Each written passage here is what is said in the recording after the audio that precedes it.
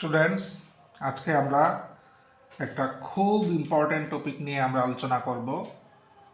টপিকটার নাম হলো random variable and it's probability distribution. তো আজকে আমাদের আলোচনার টপিক হলো random variable and probability distribution of a random variable. Probability distribution of a random variable.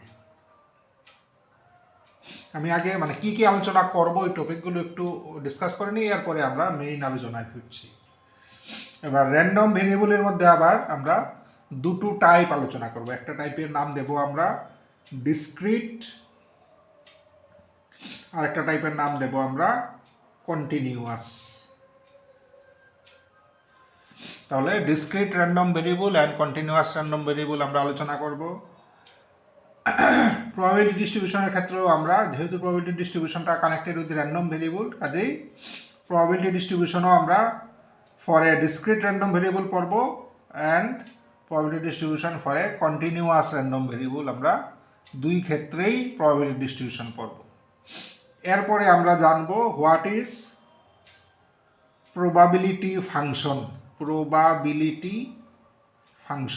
What is probability function? এবার probability function দুই রকম, একটা হলো কন্টিনিউয়াস ডিসক্রিটের ক্ষেত্রে, একটা হলো কন্টিনিউয়াসের ক্ষেত্রে। তো ডিসক্রিটের ক্ষেত্রে আমরা এটাকে বলবো পিএমএফ, probability mass function, আর কন্টিনিউয়াসের ক্ষেত্রে আমরা বলবো পিডিএফ। পিডিএফ হলো probability density function। তোমরা আবার কনফিউজ করবে না, পিডিএফ কথা তো আজকাল স্টুডেন্টদের মুখে, সবার মুখেই চলে পিডিএফ, যেটা আমরা কম্পিউটার ইউজ করি, যে এটার পিডিএফ আছে কিনা তোমার কাছে। What is the abbreviation of, what is the full form of that PDF? ওই পিডিএফ এর ফুল ফর্ম আমরা, আমার মনে হয় তোমরা অনেকেই জানো, ইট ইজ পোর্টেবল ডকুমেন্ট, এটাকে বলে পিডিএফ। আচ্ছা, এনিওয়ে ওই পিডিএফ নিয়ে আমাদের আপাতত ইন্টারেস্ট নেই, আমরা পড়ছি প্রবাবিলিটি ডেনসিটি ফাংশন। তো এই জিনিসগুলো মেইন আমাদের আলোচনায় আসবে ইন দিস লেকচার। তো আমরা তাহলে আমাদের মেইন টপিকটা শুরু করি, র্যান্ডম ভেরিয়েবল। আচ্ছা, তো আমরা অলরেডি জানি what is random experiment. Random experiment কি? যে র্যান্ডম এক্সপেরিমেন্ট হলো এমন একটা এক্সপেরিমেন্ট যার রেজাল্ট আগে থেকেই জানা যায় না। অলরেডি আমরা ডিসকাস করেছি প্রবাবিলিটি চ্যাপ্টারে, যে আমাদের অনেক এক্সপেরিমেন্ট আছে যেগুলোর রেজাল্ট আগেই established. What is Young modulus of that wire, what is specific gravity of that liquid, এগুলো স্ট্যান্ডার্ড রেজাল্ট অলরেডি অ্যাভেলেবল। আমরা বলতে পারি we are just verifying the result. ওইটাই বেরোবে, ঠিকঠাক এক্সপেরিমেন্ট যদি করি তাহলে ওই স্ট্যান্ডার্ড রেজাল্টটাই বেরোবে। দিজ আর অল এক্সপেরিমেন্টস যাদের রেজাল্ট আগে থেকেই আমরা মোটামুটি জানা আছে। আর র্যান্ডম এক্সপেরিমেন্ট হলো এমন এক্সপেরিমেন্ট যার রেজাল্ট আগে আমাদের জানা নেই। যেমন থ্রোয়িং অফ এ ডাই, আমরা একটা ছক্কা মারলাম, কি উঠবে জানা নেই। আমরা একটা কয়েন টস করলাম, হেড উঠবে না টেল উঠবে জানা নেই। এগুলো হলো র্যান্ডম এক্সপেরিমেন্ট। একটা তাস আমরা নিলাম এটা প্যাকেটের থেকে, তাহলে কোন তাসটা, 52টা তাস থাকে, কোন তাসটা আসবে আমাদের জানা নেই। These are all examples of random experiments. Now what is random variable? Random variable হলো র্যান্ডম এক্সপেরিমেন্টের আউটকামের সাথে রিলেটেড একটা real number. A real number that is connected with the outcome of a random experiment, তাকে বলি আমরা random variable. এবার example যদি আমরা না দেই তাহলে আমরা ঠিক মতো বুঝতে পারবো না। এখন আমরা র্যান্ডম ভেরিয়েবল, একটা র্যান্ডম এক্সপেরিমেন্ট নেই, এরপরে আমরা র্যান্ডম ভেরিয়েবল কি, ওই এক্সপেরিমেন্টের সাথে কোন র্যান্ডম ভেরিয়েবলকে কানেক্ট করা যায়, এগুলো আমরা দেখছি। তো র্যান্ডম এক্সপেরিমেন্ট হিসেবে আমরা আপাতত একটা র্যান্ডম এক্সপেরিমেন্ট কি নিতে পারি? ধরো toss of a fair coin 3 Times. আমরা র্যান্ডম এক্সপেরিমেন্ট নিলাম, কি নিলাম? যে একটা ভালো কয়েনকে, কোনো সমস্যা নেই এমন একটা কয়েনকে 3বার টস করব। র্যান্ডম এক্সপেরিমেন্ট, 3বার টস করব। আচ্ছা, তো যদি 3বার একটা কয়েনকে টস করি তাহলে কি কি আউটকাম হতে পারে? কি কি আউটকাম হতে পারে? হতে পারে যে প্রথমবার টেল উঠলো, এরপরের বার টেল উঠলো, এরপরের বারও টেল উঠলো। হতে পারে প্রথমবার হেড উঠলো, বাকি দুবার টেল উঠলো। হতে পারে একবার প্রথমবার টেল, এরপরে হেড, এরপরে টেল। এরপরে হতে পারে টেল টেল হেড, হতে পারে হেড হেড টেল, হতে পারে হেড টেল হেড, হতে পারে টেল হেড হেড, হতে পারে হেড হেড হেড। কাজেই টোটাল আমরা এই আউটকাম, এর বাইরে আর কিছু সম্ভব না। দেখো টোটাল আমরা বোধহয় 1 2 3 4 5 6 7 8 টোটাল 8টা আউটকাম পেয়েছি। 3বার টস করেছি আমরা, কাজে total number of possible outcome হবে 2 কিউব। প্রতিটার জন্য দুটো আউটকাম, আইদার হেড অর টেল। আমাদের টোটাল নাম্বার অফ আউটকাম হবে, আর 3বার টস করেছি 8। এই হলো পসিবল নাম্বার অফ আউটকাম। এটাকেই আমরা বলি স্যাম্পল স্পেস। প্রবাবিলিটি চ্যাপ্টারে এই সেটটার নাম হলো স্যাম্পল স্পেস, যেগুলো আমরা অলরেডি জানি। দিস ইজ স্যাম্পল স্পেস, আমরা নাম দিলাম এস। এবার এই স্যাম্পল স্পেস বা এই র্যান্ডম এক্সপেরিমেন্টের আউটকামের সাথে যে কোনো আমরা রিয়েল নাম্বারকে যদি অ্যাসোসিয়েট করতে পারি, then it will be called a random variable. এবার this is up to us. একটা র্যান্ডম এক্সপেরিমেন্টের সাথে আমরা অনেক রকমভাবে একটা রিয়েল নাম্বারকে আমরা অ্যাসোসিয়েট করতে পারি। কাজেই we can define a random variable in a number of ways. ধরো আমার মনে হলো যে র্যান্ডম ভেরিয়েবলটা কী করা যায়। আমরা ধরলাম যে র্যান্ডম ভেরিয়েবলটার নাম দিলাম এক্স। এটা হলো কি, যে এই 3টা টসে হেড কতবার উঠেছে, এই নাম্বারটাকে আমরা র্যান্ডম ভেরিয়েবল ধরলাম, তার নাম দিলাম ক্যাপিটাল এক্স। তাহলে কি, number of heads obtained in 3 tosses, এই হলো আমাদের র্যান্ডম ভেরিয়েবল। তো আমি এই র্যান্ডম এক্সপেরিমেন্টের সাথে ধরো এইভাবে ডিফাইন করলাম, তুমি আরেকটা র্যান্ডম ভেরিয়েবলকে আরেকভাবে ডিফাইন করতে পারো। কাজে একটা র্যান্ডম এক্সপেরিমেন্টের সাথে আমরা we can define infinite number of random variables. ঠিক আছে? আচ্ছা, তো যাই হোক, আমি এইভাবে ডিফাইন করলাম একটা র্যান্ডম ভেরিয়েবল। তাহলে দেখো কি হলো, একটা র্যান্ডম এক্সপেরিমেন্ট, তার এই হলো পসিবল আউটকাম। এবার এই আউটকামের সাথে আমরা একটা র্যান্ডম ভেরিয়েবলকে কীভাবে ডিফাইন করলাম, যে এই 3বার টসের মধ্যে কতবার হেড উঠেছে, এই সংখ্যাটা হলো র্যান্ডম ভেরিয়েবল। তাহলে দেখো এই যে সংখ্যাটা, এই সংখ্যাটা কত হতে পারে? 3বার যেহেতু টস হয়েছে, সংখ্যাটা হেড নিশ্চয়ই 4বার ওঠার কোনো চান্স নেই। তাহলে এই সংখ্যাটা কত হতে পারে? ম্যাক্সিমাম 3 হবে। 3বারের মধ্যে 3বারই হেড উঠেছে, তাহলে 3 হবে ম্যাক্সিমাম। মিনিমাম কত হতে পারে? যে 3বারের মধ্যে একবারও হেড উঠেনি, তাহলে মিনিমাম হতে পারে 0। কাজেই এই র্যান্ডম ভেরিয়েবল যে আমরা ডিফাইন করলাম, তার কি কি ভ্যালুজ আছে, তার কি কি ভ্যালুজ আমার পসিবল। তাহলে এক্স কি, এক্স হলো নাম্বার অফ হেডস। তার কি কি ভ্যালু পসিবল?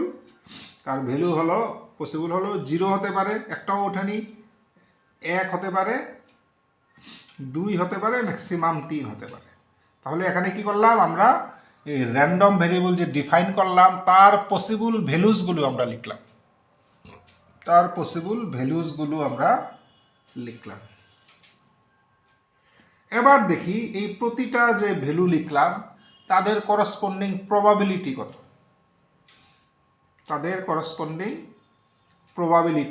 তাহলে আমরা ধরো পরের একটা রোতে প্রবাবিলিটিগুলো নেই। কি প্রবাবিলিটি কত? এক্সের ভ্যালু 0, এর মানে নাম্বার অফ হেড 0। তার প্রবাবিলিটি কীভাবে বের করে? উপরে হলো ফেভারেবল আউটকাম, নিচে হলো নাম্বার অফ টোটাল আউটকাম। তাহলে টোটাল আউটকাম কত? 8, তাহলে নিচে হবে 8। ফেভারেবল আউটকাম মানে ওইটার ফেভারে, মানে 0 হেডের ফেভারে কয়টা আমার ইয়ে আছে, দেখো স্যাম্পল স্পেসের কয়টা পয়েন্ট, 0 হেড এর ফেভারে, এটাতে 0 হেড, বাকিগুলোতে একটা করে একটা হলো হেড আছে, কাজেই 0 হেডের ফেভারে একটাই আমার ইভেন্ট আছে, কাজেই আমার উপরে হবে 1। সিমিলারলি একটা হেড, টোটাল আউটকাম হলো 8টা, একটা হেড কয়টাতে আছে, এখানে একটা, এখানে একটা হেড, এখানে একটা হেড, এখানে দুটো দুটো দুটো, আচ্ছা, কাজেই একটা হেড আছে 3টা ইয়ের মধ্যে, ইভেন্টের মধ্যে, কাজেই আমার একটা হেডের প্রবাবিলিটি হলো 3/8। সিমিলারলি দুইটা হেডও আছে, দেখো দিস দুটো হেড, কাজেই এটার প্রবাবিলিটি অফ 3/8, 3টা হেড শুধু একটাতে আছে, কাজে এটার প্রবাবিলিটি হলো 1/8। তাহলে আমরা কি করলাম, র্যান্ডম এক্সপেরিমেন্ট একটা নিলাম, তার সাথে অ্যাসোসিয়েটেড র্যান্ডম ভেরিয়েবল ডিফাইন করলাম, এরপরে র্যান্ডম ভেরিয়েবলটার কি কি ভ্যালু হতে পারে এগুলো লিস্ট করলাম, এবার এই প্রতিটা ভ্যালুর কত প্রবাবিলিটি হতে পারে তা আমরা লিখলাম। এবার এই যে জিনিসটা, এটাকে একটা টেবিল ফর্মে এঁকে দিই, দিস ইজ একটা টেবিল বানিয়ে ফেললাম। এই টেবিলের মধ্যে কি কি আছে, টেবিলের মধ্যে আছে র্যান্ডম ভেরিয়েবলটা, তার কি কি ভ্যালু পসিবল, আর এই প্রতিটা ভ্যালুর প্রবাবিলিটি কত হতে পারে তা দিয়ে একটা আমরা টেবিল বানালাম। এই টেবিলটাকেই বলা হয় probability distribution of the random variable. This is called probability distribution of the random variable x. কাজেই দেখো আমরা এখানে একটা এক্সাম্পলের সাহায্যে আমরা বুঝলাম what is random variable and what is its probability distribution. Okay, আচ্ছা, এবার দেখো এখানে র্যান্ডম ভেরিয়েবলটার ভ্যালু কি কি, র্যান্ডম ভেরিয়েবলটার ভ্যালু হলো 0, 1, 2 অ্যান্ড 3। দেখো 0 আর 1 এর মধ্যে কিন্তু র্যান্ডম ভেরিয়েবলটার কোনো ভ্যালু নেই, বা 1 আর 2 এর মধ্যে নেই, 2 বা 3 এর মধ্যে নেই।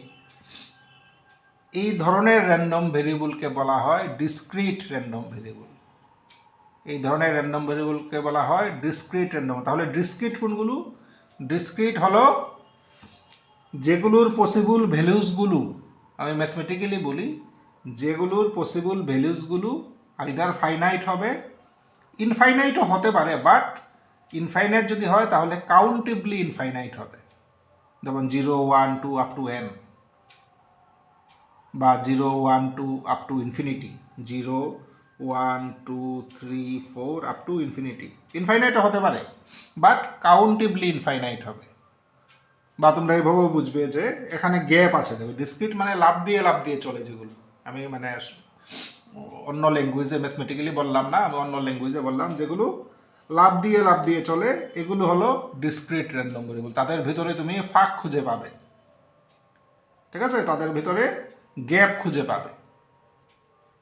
তো ডিসক্রিট র্যান্ডম ভেরিয়েবল মানে যারা ফাইনাইট হবে, বা যার পসিবল ভ্যালুসগুলো কাউন্টেবলি ইনফাইনাইট হবে, কাউন্টেবলি ইনফাইনাইট। এবার কাউন্টেবল বা আনকাউন্টেবল কি, এই নিয়ে এখন বললে টপিকটা পুরো ওইদিকে চলে যাবে, কাজে কাউন্টেবল নিয়ে আমি এখন বেশি কথা বলছি না, হয়তো তোমরা জানো, আর যদি না জানো কাউন্টেবল নিয়ে আমরা পরে আরেকটা লেকচারে আলোচনা করব, ঠিক আছে। তাহলে এই ধরনের র্যান্ডম ভেরিয়েবলকে বলবো আমরা ডিসক্রিট র্যান্ডম ভেরিয়েবল, যেগুলোর মধ্যে গ্যাপ থাকে, অন্য মানে আমি জাস্ট বোঝানোর জন্য বলছি, যেগুলোর মধ্যে যেমন গ্যাপ পাবে এগুলো হলো ডিসক্রিট। আর বা ম্যাথমেটিক্যালি বললে যেগুলো কাউন্টেবলি ইনফাইনাইট বা ফাইনাইট, ফাইনাইট হতে পারে, আর যদি ইনফাইনাইট হয় কাউন্টেবলি ইনফাইনাইট হবে, তাহলে এই ধরনের র্যান্ডম ভেরিয়েবলকে বলবো আমরা ডিসক্রিট র্যান্ডম ভেরিয়েবল। এখানে একটা এক্সাম্পল দেখলাম 0, 1, 2, 3, বা আমি কয়েকটা এমনি বলি, ধরো number of students in a class, number of students in a class, এগুলো আজকে ধরো স্টুডেন্টস আছে 50, আরও 2জন ভর্তি হলে পরের দিন 52 হবে, হ্যাঁ, এখানে 50.1 হওয়ার কোনো চান্স নেই। তো এই ধরনের number of students in a class, এটাও একটা ডিসক্রিট মানে ডিসক্রিট ডাটা সেটের এক্সাম্পল, এগুলো হলো ডিসক্রিট। আচ্ছা, এবার ডিসক্রিটের একটা উল্টো জিনিস আছে, যেটাকে বলি আমরা কন্টিনিউয়াস র্যান্ডম ভেরিয়েবল। তাহলে ডিসক্রিটে উল্টো বলতে কি বোঝাতে চেয়েছি, ডিসক্রিটে যেমন গ্যাপ আছে, কন্টিনিউয়াস র্যান্ডম ভেরিয়েবলে কোনো গ্যাপ খুঁজে পাবে না। কন্টিনিউয়াস র্যান্ডম ভেরিয়েবল মানে কোনো গ্যাপ নেই, ধরো 0 থেকে 2-র মধ্যে এভরি পসিবল ভ্যালু সে নিচ্ছে। এই ধরনের যদি আমরা র্যান্ডম ভেরিয়েবল পাই, দেন দে আর কন্টিনিউয়াস র্যান্ডম ভেরিয়েবল। এগুলোকে বলা হবে কন্টিনিউয়াস র্যান্ডম ভেরিয়েবল। ম্যাথমেটিক্যালি বললে যাদের এই যে যাদের ভ্যালুসগুলো আনকাউন্টেবল, যেমন 0 থেকে 2, তার ভিতরে এভরি ভ্যালুস নিচ্ছে, তো এই সেটটা কিন্তু আনকাউন্টেবল। আবারও একই কথা বলি যে আনকাউন্টেবলের কনসেপশন বুঝতে অসুবিধা হলে এগুলো পরে আমরা আলোচনা করব, আপাতত এদিকে খুব বেশি যাচ্ছি না। বা এবার আমরা বুঝতে দেখো 0 থেকে 2 এর মানে যে তার মধ্যে এই ইয়ের মধ্যে আর কোনো গ্যাপ নেই, 0 থেকে 2-র মধ্যে যা যা পয়েন্ট আছে সবগুলো ভ্যালু সে টাচ করছে। এই ধরনের র্যান্ডম ভেরিয়েবলকে বলবো আমরা কন্টিনিউয়াস র্যান্ডম ভেরিয়েবল। এক্সাম্পল কি হতে পারে? এক্সাম্পল হতে পারে যে ধরো তোমাকে বলা হলো pick up a point in between 2 and 5। Pick up a point in between 2 and 5। তাহলে দেখো তুমি যে কোনো ভ্যালু নিতে পারো, তার ভিতরে কোনো গ্যারেন্টি নেই যে তুমি ওই ভ্যালুটা নেবে না। তার ভিতরে যা ভ্যালু আছে সবগুলো ভ্যালু যে কোনোটাই তুমি নিতে পারো। তো কাজেই এটা হলো একটা, তুমি যে পিক মানে যেই ভ্যালুটা তুমি নেবে এটাকে যদি আমরা র্যান্ডম ভেরিয়েবল হিসাবে ডিনোট করি, কি এক্সকে কিভাবে ডিফাইন করলাম যে এক্স হলো the number selected by me, আমি যে নাম্বারটা চয়েস করবো এটাই হলো র্যান্ডম ভেরিয়েবল, এইভাবে ডিফাইন করলাম। তাহলে এই র্যান্ডম ভেরিয়েবলটার ভ্যালু কি হতে পারে? 2 থেকে 5-এর মধ্যে ইচ অ্যান্ড এভরি যে কোনোটাই হতে পারে। কাজেই this is an example of a continuous random variable. বা ধরো age of a person, age of a person আজকে ধরো 2 বছর, পরের দিন 2.5 বছর হবে না, না, প্রতিটা ভ্যালু টাচ করে করে এজ বেড়ে চলছে। কাজে age of a person is a example of a continuous random variable, কারণ প্রতিটা সেকেন্ড প্রতিটা মুহূর্ত টাচ করতে করতে করতে করতে এইজ আমাদের বাড়ে। কাজে this is an example of a continuous random variable. তাহলে আমরা বুঝলাম র্যান্ডম ভেরিয়েবল কি, র্যান্ডম ভেরিয়েবল দুটা টাইপ বুঝলাম, এবং কোনটা ডিসক্রিট কোনটা কন্টিনিউয়াস বুঝলাম। আর probability distribution of a random variable আমরা একটা এক্সাম্পল নিয়ে ডিসকাস করলাম। তো এই এক্সাম্পলটা ছিল on discrete random variable 0, 1, 2, 3। This is A discrete data set. এটা হলো ডিসক্রিট র্যান্ডম ভেরিয়েবলের একটা এক্সাম্পল, এবং এটা হলো discrete probability distribution of x.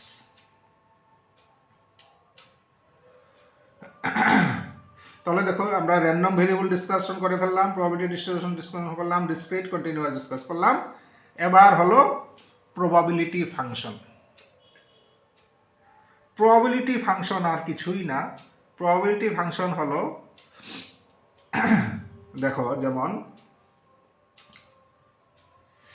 আমরা এই যে এক্সের যে ভ্যালুজ এন্ড তার করসপন্ডিং প্রবাবিলিটি, এক্সের এই হলো ভ্যালুজ আর তার করসপন্ডিং প্রবাবিলিটি। তো আমরা যদি একটা ফাংশন ডিফাইন করতে পারি যার থেকে আমরা এই প্রবাবিলিটিগুলো পেয়ে যাব, ওই ফাংশনটাকেই বলা হয় প্রবাবিলিটি ফাংশন। এর মানে কি, probability function is such a function which generates the probabilities. যে ফাংশন থেকে এই প্রবাবিলিটিগুলো পাওয়া যাবে ওইটাকে বলা হয় প্রবাবিলিটি ফাংশন। এর মানে প্রবাবিলিটি ফাংশনের কাজ হলো প্রবাবিলিটিগুলো সাপ্লাই করা। এই ধরনের ফাংশনকে বলা হয় প্রবাবিলিটি। তাহলে এক্সাম্পল কি হতে পারে? আমি একটা ফাংশন ধরো এই এক্সাম্পলের ক্ষেত্রে প্রবাবিলিটি ফাংশন কিভাবে লিখতে পারি? তো এই এক্সাম্পলের ক্ষেত্রে প্রবাবিলিটি ফাংশন দেখো আমরা এইভাবেও লিখতে পারি, ধরো probability that the random variable capital X will assume the value R is equal to, দেখো এক্স এর ভ্যালু আর হবে, তার প্রবাবিলিটি কত? তার প্রবাবিলিটি হলো 1/8। কখন? যখন আর এর ভ্যালু 0। এক্স ইকুয়াল টু 0 হলে কত প্রবাবিলিটি কত? 1/8। এর মানে এই যে আর এর ভ্যালুটা 0 বসা, এক্স ইকুয়াল টু 0 হলে 1/8। এবার 3/8 কখন? হোয়েন আর এর ভ্যালু 1। 3/8 কখন? হোয়েন আর এর ভ্যালু 2। বা এক কাজ করতে পারি, এখানে দুটো লাইন না লিখে আমরা এমনও লিখতে পারি, ধরো এই লাইনটা কেটেই দিলাম, এমনও লেখা যায়। বা আমি যদি আরও সংক্ষেপ করতে চাই, এই লাইনটা কেটে দিলাম, আর এর ভ্যালু 1 আর 2 হলে প্রবাবিলিটি হলো 3/8। দেখো 1 হলো 3/8, 2 হলো 3/8। আর কি? আর হলো 1/8 কখন? হোয়েন আর এর ভ্যালু 3। কাজে এখানে এমনভাবে লিখতে পারি আর ইকুয়াল টু 0 আর 3 হলে প্রবাবিলিটি হলো 1/8। কাজেই আমরা এখানে একটা ফাংশন লিখলাম, এই ফাংশনটা থেকে কি পাই? প্রবাবিলিটিসগুলো পাই। এই প্রবাবিলিটিসগুলো আমরা এই ফাংশন থেকে পাই for different values of X. এক্সের বিভিন্ন ভ্যালুর জন্য এক্সের ভ্যালু এখানে কি আছে? 0 1 2 3। যে 0 1 2 3 এই এক্সের ভ্যালুসগুলোর জন্য প্রবাবিলিটি কত হতে পারে? এই ফাংশন থেকে আমরা প্রবাবিলিটিসগুলো পেয়ে যাচ্ছি। এটাকেই বলা হয় প্রবাবিলিটি ফাংশন। এবার প্রবাবিলিটি ফাংশন হলো দু রকমের। একটাকে বলা হয় প্রবাবিলিটি মাস ফাংশন, PMF, আর আরেকটাকে বলা হয় probability density function, PDF। Now what is mass function and what is density function? এর কিছুই না। যদি র্যান্ডম ভেরিয়েবলটা ডিসক্রিট হয় তাহলে এটাকে বলা হয় প্রবাবিলিটি মাস ফাংশন, আর র্যান্ডম ভেরিয়েবলটা যদি কন্টিনিউয়াস হয় তাহলে ওইটাকে বলা হয় প্রবাবিলিটি ডেনসিটি ফাংশন।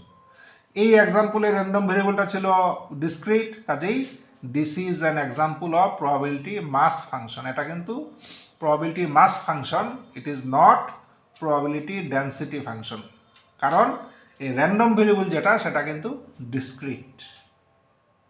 কাজেই আমরা প্রবাবিলিটি মাস ফাংশন বা প্রবাবিলিটি ডেনসিটি ফাংশন, বা যদি আমি মানে জেনারেলাইজ করে বলি প্রবাবিলিটি ফাংশন কি, এটাও আমরা বুঝে গেলাম।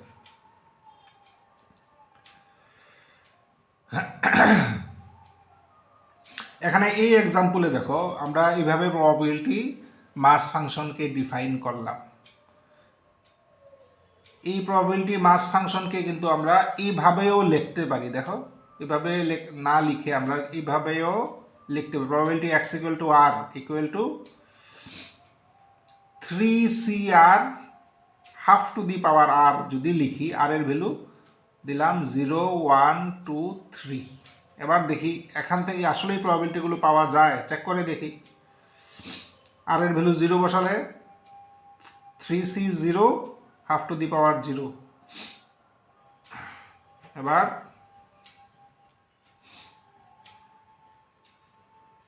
আর এর ভ্যালু যদি 0 বসাই তাহলে না, এখানে এক কাজ করি, আমার ডেফিনেশনটা কিন্তু কার্যকরী হচ্ছে না। আর এক কাজ করি, আমি একটু চেঞ্জ করি, আমি 3CR হাফ টু দি পাওয়ার 3 করে দিই। আর না, আর নিলে আমি প্রবাবিলিটি মানে আমি প্রবাবিলিটিগুলো পাচ্ছি না, আমি 3 করলাম। এবার দেখি আর এর ভ্যালু যদি 0 নেই তাহলে 1/8 প্রবাবিলিটি দাঁড়ালো 1/8।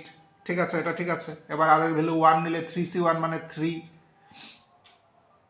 ইন্টু 1/8, এটাও মিললো। আর এর ভ্যালু 2 নিলে 3C2 মানে 3 ইন্টু 1/8, এটাও মিললো।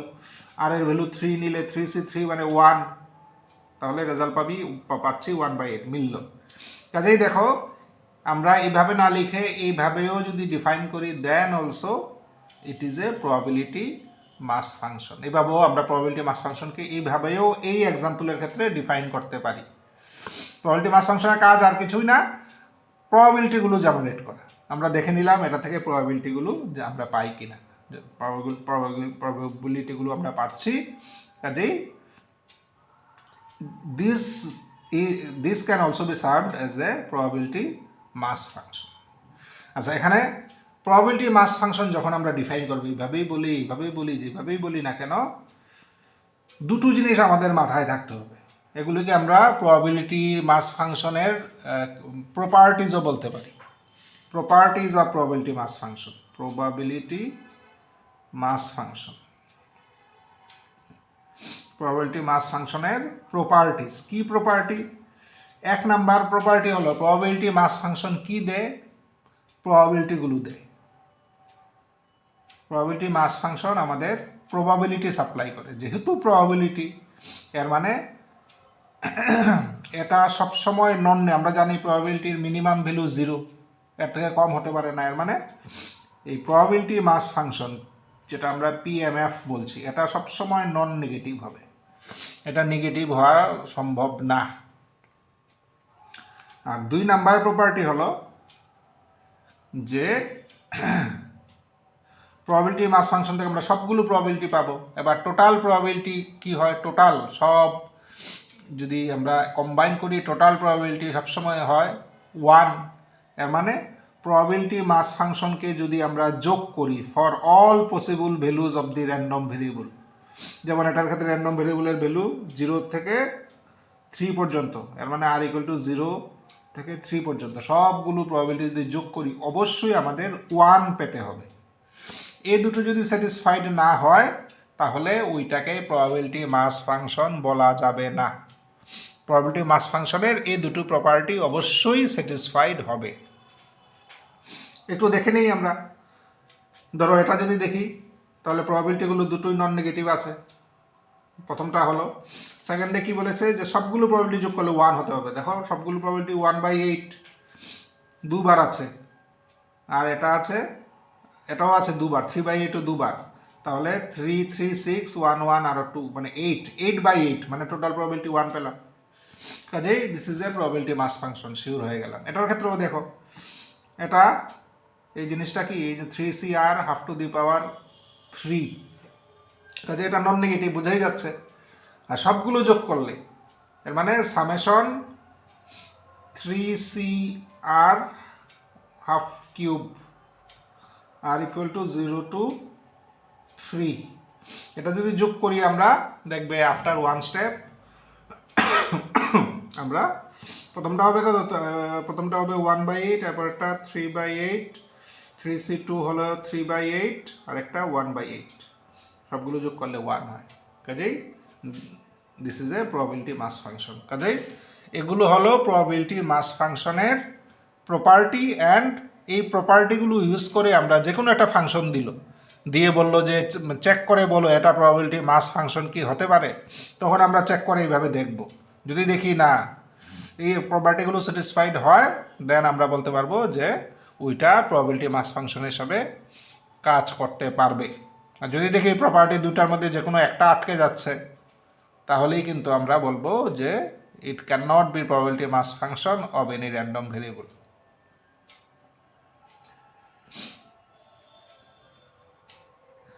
তাহলে এই গেল মোটামুটি আমাদের প্রবাবিলিটি মাস ফাংশন।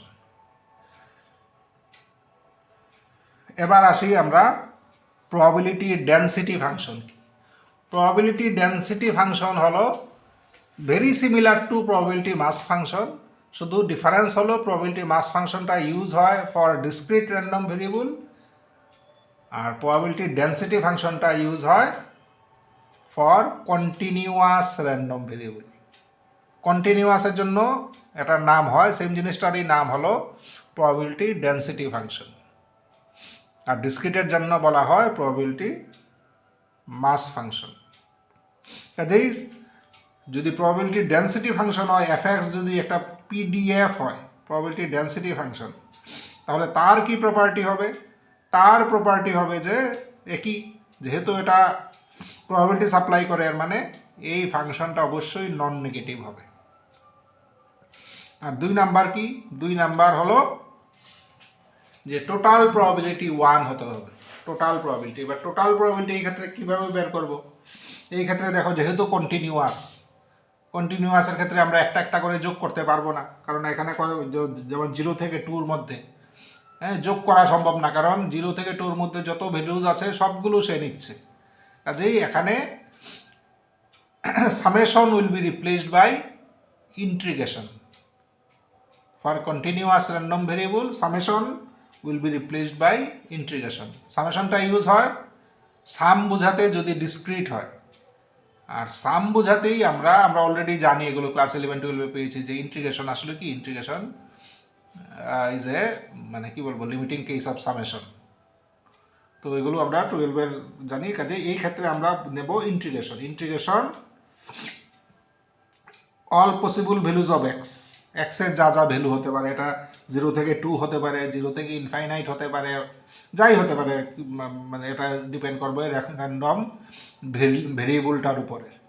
তাহলে integration over x f x dx সব পুরোটা রেঞ্জের উপরে যদি আমরা ইন্টিগ্রেশন করি, তাহলে রেজাল্ট আমরা অবশ্যই 1 পাবো। এটা দিয়ে এই দুটো প্রপার্টি কাজে লাগিয়ে আমরা বুঝবো যে কোনো একটা given function whether it is a probability density function, এটা probability density ফাংশন হবে কিনা আমরা এভাবে বুঝবো। তাহলে আমরা probability mass ফাংশনও বুঝলাম, probability density ফাংশনও আমরা বুঝলাম। ডেনসিটি ফাংশন মাস ফাংশন ভেরি সিমিলার, একটা ডিসক্রিটের জন্য ইউজ হয় আর একটা কন্টিনিউয়াসের জন্য ইউজ হয়। ডিসক্রিটের ক্ষেত্রে সাম বোঝাতে সামেশন ইউজ হয়, কন্টিনিউয়াসের ক্ষেত্রে সাম বোঝাতে ইন্টিগ্রেশন ইউজ হয়। তো এই মোটামুটি গেল random variable and it's probability distribution. আচ্ছা, এবার দেখো প্রবাবিলিটি ডিস্ট্রিবিউশন যখন আমরা জাস্ট শুরু করলাম, এবার প্রবাবিলিটি ডিস্ট্রিবিউশন আমাদের আরও অনেক ডিটেলসে পড়তে হবে। তো আমরা যখন প্রথম দিকের ক্লাসগুলোতে কিন্তু আমরা পড়েছি যে ফ্রিকোয়েন্সি ডিস্ট্রিবিউশন, তো এখন পড়ছি প্রবাবিলিটি ডিস্ট্রিবিউশন। তো is there any connection between frequency distribution and probability distribution? তোমরা একটু মনে করে দেখবে যে ফ্রিকোয়েন্সি ডিস্ট্রিবিউশনে আমরা কি পড়েছি, যে ধরো ইয়ে মারলাম, ছক্কাই মারলাম, ঠিক আছে, ছক্কা মারলাম, তাহলে আমরা ছক্কা মারলাম, ধরলাম আমরা ধরো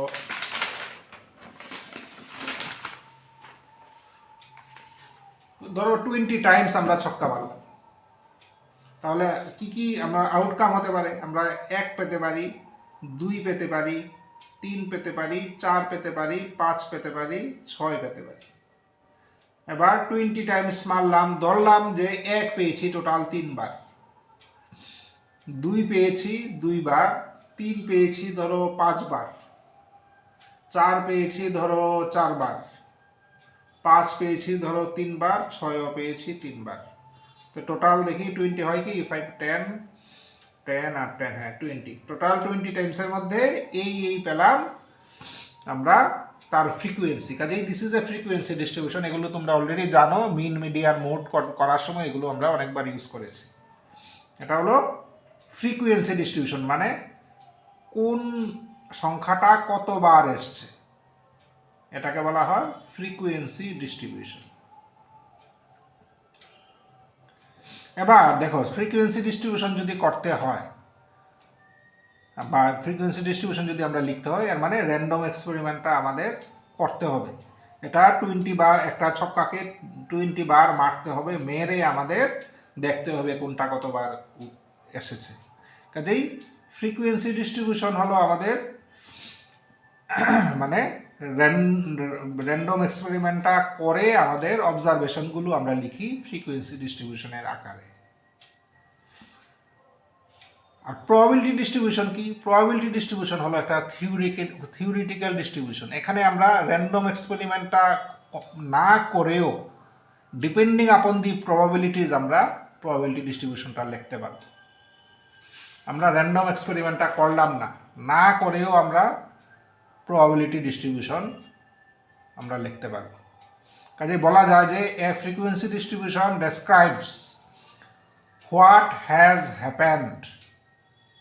ফ্রিকোয়েন্সি ডিস্ট্রিবিউশন মানে আমরা পরীক্ষা করে কি পেয়েছি, কি ঘটনা ঘটেছে, এটা ফ্রিকোয়েন্সি ডিস্ট্রিবিউশন ডেসক্রাইব করে। যেমন এখানে আমরা 3 পেয়েছি 5 বার, এটা অলরেডি আমরা এক্সপেরিমেন্টটা করেছি, অবজারভেশনগুলো লিখেছি।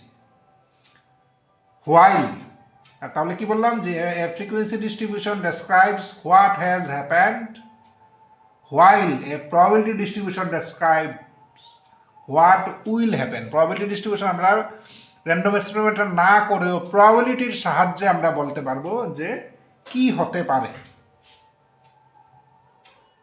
প্রবাবিলিটি ডিস্ট্রিবিউশন আমরা র্যান্ডম এক্সপেরিমেন্ট করলাম না করেই আমরা বলতে পারবো যে কি হতে পারে। আমরা যদি একটা আমরা যদি একটা ছক্কাকে মারি 20 বার 20 বার যদি টস করি, একটা ছক্কাকে যদি 20 বার আমরা থ্রো করি, দেন কি হতে পারে এটা আমরা প্রবাবিলিটি ডিস্ট্রিবিউশন থেকে জানবো। কাজে একটা হলো হোয়াট হ্যাজ হ্যাপেন্ড, কি হয়েছে, আর একটা হলো হোয়াট উইল হ্যাপেন, কি হবে। যেমন এই এক্সপেরিমেন্টের ক্ষেত্রে আমরা যদি রিলেটিভ ফ্রিকোয়েন্সিগুলো যদি বের করি, রিলেটিভ ফ্রিকোয়েন্সি মানে টোটাল, দেখো রিলেটিভ ফ্রিকোয়েন্সি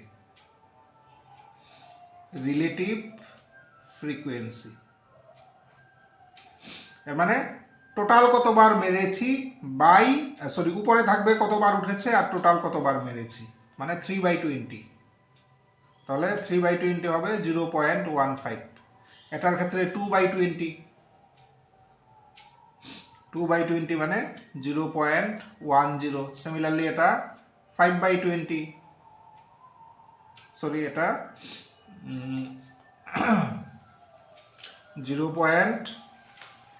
5/20 0.25, এটা 0.20, এটা 0.15, এটাও 0.15।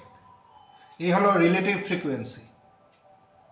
এবার রিলেটিভ ফ্রিকোয়েন্সি দেখো যোগ করো, যদি রিলেটিভ ফ্রিকোয়েন্সি কিন্তু সাম করলে অবশ্যই 1 আসবে। রিলেটিভ ফ্রিকোয়েন্সিগুলো আমাদের, রিলেটিভ ফ্রিকোয়েন্সি মানে অ্যাকচুয়াল ফ্রিকোয়েন্সি বাই টোটাল কতবার আমরা থ্রো করলাম। তাহলে রিলেটিভ ফ্রিকোয়েন্সিগুলো, এই রিলেটিভ ফ্রিকোয়েন্সি দেখো ওয়ান কাইন্ড অফ প্রবাবিলিটি। এখানে কি আছে, টোটাল নাম্বার অফ কেসেস কত 20, আর ফেভারেবল কতবার উঠেছে 3, ফেভারেবল কেসেস আছে উপরে 3/20। These are one type of probability. কাজে এটা আমরা প্রবাবিলিটি ডিস্ট্রিবিউশনের সাথে কম্পেয়ার করতে পারি। এটা হলো ফ্রিকোয়েন্সি ডিস্ট্রিবিউশন, আর দিস অ্যান্ড দিস আমরা বলতে পারি এটার ক্ষেত্রে যে এটা এটা এক্স্যাক্টলি প্রবাবিলিটি ডিস্ট্রিবিউশন না, এটা আসলে রিলেটিভ ফ্রিকোয়েন্সি বের করেছি, জাস্ট আমি বোঝানোর জন্য বলছি। এটা প্রবাবিলিটি ডিস্ট্রিবিউশনের কাছাকাছি। টোটাল প্রবাবিলিটি দেখো কত 1। কাজে this is the connection between frequency distribution and probability distribution. Frequency distribution হলো প্র্যাকটিক্যাল, পরীক্ষা বা এক্সপেরিমেন্ট করেছি, আর প্রবাবিলিটি ডিস্ট্রিবিউশনটা অনেকটা থিওরিটিক্যাল, আমরা এক্সপেরিমেন্ট না করেও আমরা প্রবাবিলিটির উপরে বেস করে আমরা প্রবাবিলিটি ডিস্ট্রিবিউশন করতে পারি। আমরা বলতে পারি তাহলে যে a frequency distribution is based on observed data, while a probability distribution is based on the theoretical or expected behavior of a random variable. তাহলে ফ্রিকোয়েন্সি ডিস্ট্রিবিউশনটা হলো অবজার্ভ ডাটা, কি পেয়েছে তার উপরে নির্ভর, আর প্রবাবিলিটি ডিস্ট্রিবিউশন হলো যে এক্সপেক্টেড বা থিওরিটিক্যালি কি হতে পারে তার উপরে নির্ভরশীল। দুটোটাই কিন্তু দেখো, দুটোটাই হলো এই ভ্যালুগুলো কিভাবে ডিস্ট্রিবিউট হয়েছে, এটা থেকেও বোঝা যায় যে এই ভ্যালুগুলো কিভাবে ডিস্ট্রিবিউট হয়েছে। প্রবাবিলিটি ডিস্ট্রিবিউশন থেকেও বোঝা যাবে যে কার প্রবাবিলিটি, যার প্রবাবিলিটি বেশি, এর মানে ওই সংখ্যাটা বেশিবার উঠেছে মানে ছক্কা মেরে। কাজেই দুটার ক্ষেত্রে কাজ একই, যে ভ্যালুসগুলো কিভাবে ডিস্ট্রিবিউটেড হয়েছে এটা দেখায়। একটা হলো এমফেরিক্যাল, মানে প্র্যাকটিক্যালি করে আমরা এই পেয়েছি, আর একটা হলো থিওরিটিক্যাল, যে এই হওয়ার চান্স আছে বা এই প্রবাবিলিটি, এটা হওয়ার এই প্রবাবিলিটি। একটা হলো থিওরিটিক্যাল, একটা হলো বেসড অন অবজার্ভ ডাটা। যেমন এটার ক্ষেত্রে দেখো আমরা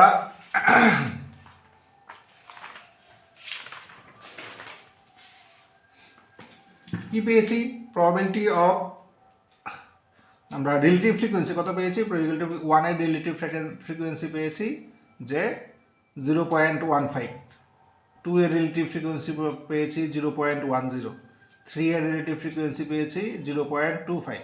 তোমাদের মনে একটা প্রশ্ন আসতে পারে এখানে, দেখো যে আমি বলেছি এটা মোর অর লেস ইকুয়াল, মানে সিমিলার টু প্রবাবিলিটি। এটা রিলেটিভ ফ্রিকোয়েন্সি কিন্তু প্রবাবিলিটির মতো এখানে, কারণ আমরা উপরে দিয়েছি কি ফেভারেবল কেসেস, নিচে দিয়েছি টোটাল কেসেস, কাজেই প্রবাবিলিটির মতোই ডিফাইন করেছি। তো প্রবাবিলিটি যদি হয়ে থাকে দেন আমাদের ওয়ান কত পাওয়ার কথা? ওয়ান তো আমরা জানি ছক্কা মারলে প্রতিটা ফেসের প্রবাবিলিটি কত হয়? প্রতিটা ফেস আসার প্রবাবিলিটি হলো 1/6, আমরা অলরেডি জানি, কারণ টোটাল নাম্বার অফ আউটকাম আছে 6টা, আর প্রতিটা নাম্বারের ফেভারে আছে একটাই, কারণ আমরা যে ছক্কাটা আমরা এইভাবে থাকে না ছক্কা দেখতে, ছক্কা দেখতে এইভাবে থাকে, তো প্রতিটা ধরো পাঁচ পাঁচ কয়টা পিঠে থাকে?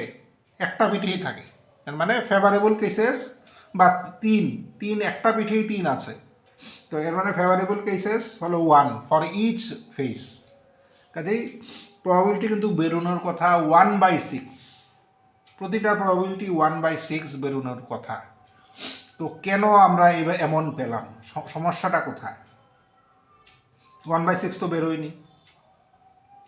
এখানে সমস্যাটা ওই যেটা already discussion, these are observe data, আর এটা হলো এক্সপেক্টেড ভ্যালু। 1/6 হলো এক্সপেক্টেড ভ্যালু, আর এটা হলো অবজার্ভ ডাটা, এই জন্য সমান হয়নি।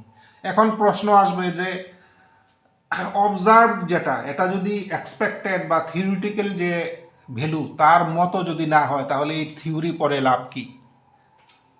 আমার প্র্যাকটিক্যালি যেটা হচ্ছে, আমার থিওরি যদি এটা এই রেজাল্ট না দিতে পারে, তাহলে এই থিওরির কি দাম? খুব স্বাভাবিক প্রশ্ন, খুব স্বাভাবিক প্রশ্ন, এই থিওরির কি দাম? কারণ প্র্যাকটিক্যালি যা হচ্ছে থিওরি কিন্তু তা আমাদের দিতে পারছে না। তো তার জন্য বলছি যে theoretically this is full correct. তো কেন প্র্যাকটিক্যাল আর থিওরি মিলছে না? কারণটা হলো যে আমরা এই ডাইটাকে, এই ছক্কাটাকে মাত্র 20 বার মেরেছি। আমরা যদি এটা এই ট্রায়ালটা আমরা যদি করতেই থাকি, আমরা যদি তাকে যদি আমরা ধরো 1000 বার মারি বা 10,000 বার মারি, তখন দেখব যে প্রতিটার প্রবাবিলিটি কিন্তু 1/6 কাছাকাছি আসতে থাকবে আস্তে আস্তে। কাজেই এই ট্রায়ালটা যদি আমরা রিপিট করতে থাকি, এরপরে 1 লক্ষ বার মারলাম, তাহলে কিন্তু প্রতিটা আস্তে আস্তে 1/6 দিকেই আসবে। এবং এই যে ফেনোমেনা, এটাকে বলা হয় ল অফ লার্জ নাম্বারস, যেগুলো আছে পরে তোমরা পাবে। এই ফেনোমেনাটাকে বলা হয় ল অফ লার্জ নাম্বার। যাই হোক, আমি এই ডিসকাশনে দেখো এখানে ডাইরেক্টলি এখানে পরীক্ষা হয়তো কিছু আসবে না, বাট আমি জাস্ট বোঝাতে চেয়েছি যে what is the connection between probability distribution and frequency distribution. কারণ আগে তোমরা শুরু করেছো ফ্রিকোয়েন্সি ডিস্ট্রিবিউশন দিয়ে, এখন হঠাৎ করে প্রবাবিলিটি ডিস্ট্রিবিউশন, তো হোয়াট ইজ দি কানেকশন? এই হলো কানেকশন। তো যাই হোক, আমরা যে করলাম র্যান্ডম ভেরিয়েবল, আর আমরা পড়লাম probability density function, probability mass function, আর probability distribution of a random variable. তো আমি আরেকবার বলছি, এটার কনসেপশন বোঝাটা খুব ইম্পর্ট্যান্ট। আমি র্যান্ডম ভেরিয়েবল মোটামুটি অঙ্ক করে ফেলে প্রচুর স্টুডেন্ট পেয়েছি, but what is random variable বুঝিয়ে কিন্তু বলতে পারে না। তো এটার কনসেপশন যদি না বুঝো, সমস্যা হলো অঙ্ক করে ইন্টারেস্ট পাবে না। এটার কনসেপশন বোঝা খুব জরুরি। তো যাই হোক, আমি যতটুকু পারি আমি বোঝানোর চেষ্টা করেছি। তোমাদের যদি কোনো ফার্দার কোয়েরি থাকে, তোমরা আইদার কমেন্টস করো বা মানে যদি মেসেজ করে বা মানে তোমাদের কনভিনিয়েন্স মতো তোমরা এটা বুঝে নিতে হবে। আর র্যান্ডম ভেরিয়েবল বা probability mass function, probability density function related প্রচুর প্রবলেম আছে। আমরা এখানে পরের ক্লাসে হয়তো 1-2 করার চেষ্টা করব, বাকি তোমাদের প্র্যাকটিস করে নিতে হবে। তো আপাতত অতটুকু থাক। আমরা নেক্সট ক্লাসে দেখব হোয়াট ইজ ডিস্ট্রিবিউশন ফাংশন।